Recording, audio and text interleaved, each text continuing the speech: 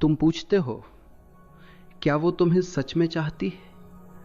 लेकिन सुनो, जिस प्रेम को साबित करना पड़े वो प्रेम नहीं, सौदा है। और जिस संबंध में तुम्हें संकेत ढूंढने पड़े वहां अभी दूरी है। स्त्री का हृदय शब्दों से नहीं खुलता, वो ऊर्जा से खुलता है। वो तुम्हारे आई लव यू से प्रभावित नहीं होती, वो तुम्हारी उपस्थिति से प्रभावित होती है। तुम ये जानना चाहते हो कि उसके दिल में तुम्हारी जगह है या नहीं, तो ये मत देखो कि वो तुम्हें कितनी बार संदेश भेजती है। ये मत देखो कि वो तुम्हारे बिना बेचैन होती है या नहीं। ये सब मन के खेल हैं। सच्चा संकेत बहुत शांत होता है, इतना शांत कि यदि तुम भीतर से बेचैन हो तो तुम उसे देख ही नहीं पाओगे। यदि वो सच में तुम्हें चाहती है तो 3 बातें होंगी, और वे इतनी स्वाभाविक होंगी कि तुम्हें खोजने की आवश्यकता नहीं पड़ेगी। प्रेम छुपाया नहीं जा सकता, वो छुपाने की कोशिश में भी झलक जाता है। और आज मैं तुम्हें वही 3 झलकियां दिखाऊंगा। लेकिन सावधान, यदि तुम स्वयं अपने भीतर स्थिर नहीं हो तो तुम इन संकेतों को पहचान नहीं पाओगे। क्योंकि प्रेम देखने के लिए पहले तुम्हें शांत होना पड़ता है, और जो शांत नहीं है वो हर चीज में शंका देखेगा। जहां प्रेम होगा वहां भी उसे डर दिखाई देगा, जहां स्वीकृति होगी वहां भी उसे परीक्षा दिखाई देगी। इसलिए पहले ये समझ लो, प्रेम देखने की आंख अहंकार से नहीं खुलती, वो खुलती है जागरूकता से। पहला संकेत केवल उसका व्यवहार नहीं है, वो उसकी ऊर्जा की दिशा है। जब वो तुम्हारे साथ होती है तो क्या वो सिकुड़ती है या फैलती है? क्या वो सतर्क हो जाती है जैसे कोई परीक्षा देने आई हो, या वो ढीली पड़ जाती है जैसे कोई लंबे सफर के बाद घर लौट आया हो?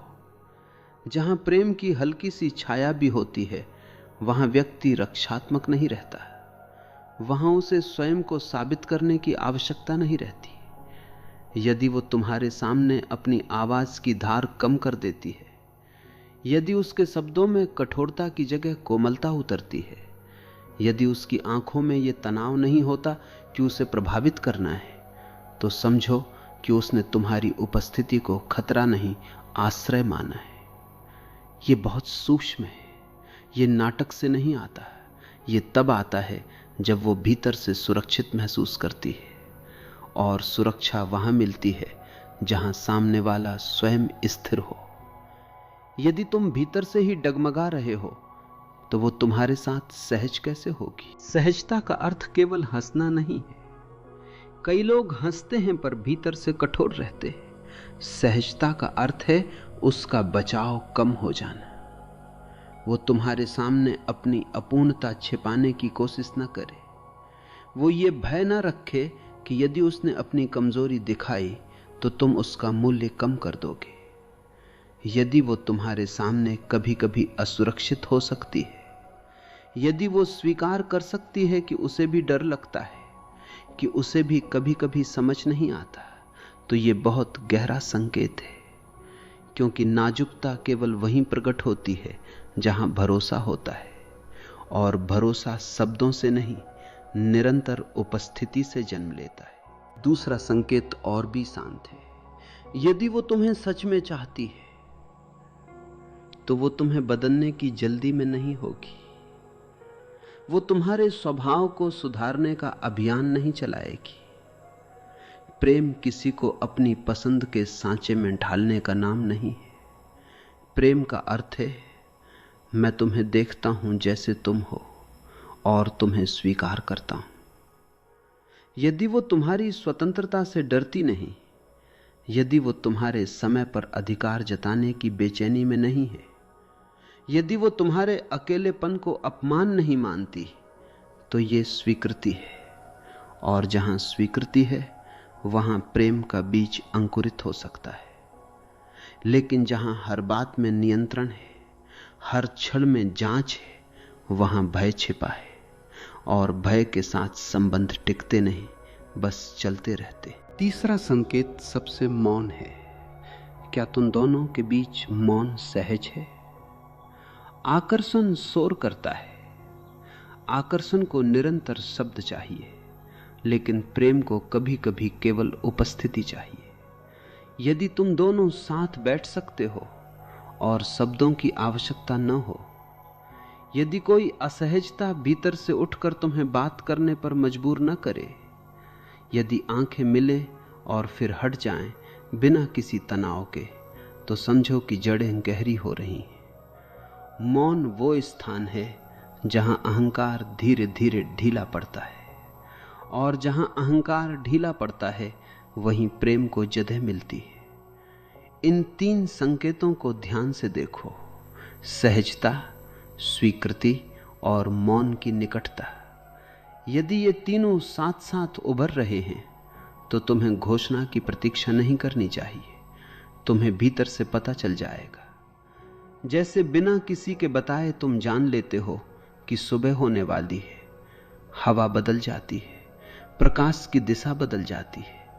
प्रेम भी ऐसा ही है। वो शोर नहीं करता, वो धीरे धीरे फैलता है। और यदि ये संकेत अनुपस्थित है तो उसे पकड़ने की कोशिश मत करो। प्रेम आग्रह से नहीं आता, वो तब आता है जब 2 लोग भीतर से तैयार होते। इसलिए अंततः प्रश्न ये नहीं है कि वो तुम्हें चाहती है या नहीं। प्रश्न ये है, क्या तुम इतने जागरूक हो कि जब कोई तुम्हें सच्चे हृदय से चाहे तो तुम उसे पहचान सको, बिना भय के, बिना नियंत्रण के, बिना ये सोचे कि तुम्हें कुछ साबित करना है। क्योंकि प्रेम बाहर से नहीं आता, वो भीतर की शांति से प्रकट होता है। और जिस दिन तुम भीतर से स्थिर हो जाओगे, उस दिन संकेत खोजने नहीं पड़ेंगे, वे स्वयं प्रकट होंगे। और जब वे प्रकट होते हैं तो जीवन की चाल बदल जाती है। तुम भागते नहीं, तुम प्रतीक्षा नहीं करते, तुम गिनती नहीं करते कि किसने कितना दिया और किसने कितना लिया। तुम बस अनुभव करते हो। प्रेम गणित नहीं है, वो संगीत है। यदि तुम हर सुर को मापोगे तो संगीत मर जाएगा। यदि तुम उसे सुनोगे तो वो स्वयं तुम्हें घेर लेगा। अब एक और सूक्ष्म परत को समझो। कभी कभी तुम्हें लगता है कि वो तुम्हें चाहती है, लेकिन उसके भीतर अभी भी अधूरापन है। वो तुम्हारे पास आती है, फिर दूर चली जाती है। वो निकट भी होती है और असमंजस में भी।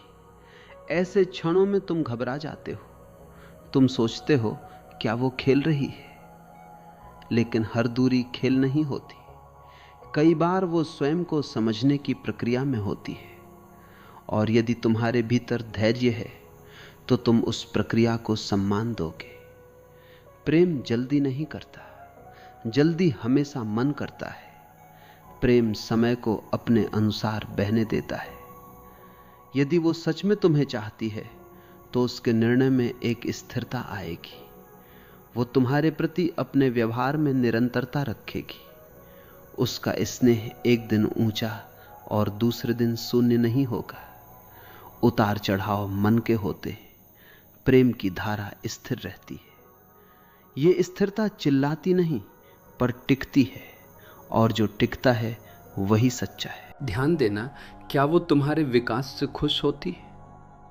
यदि तुम आगे बढ़ते हो, यदि तुम अपनी क्षमता को पहचानते हो, यदि तुम अपने भीतर की रोशनी को प्रकट करते हो, तो क्या वो उससे प्रसन्न होती है या भीतर से असुरक्षित हो जाती है?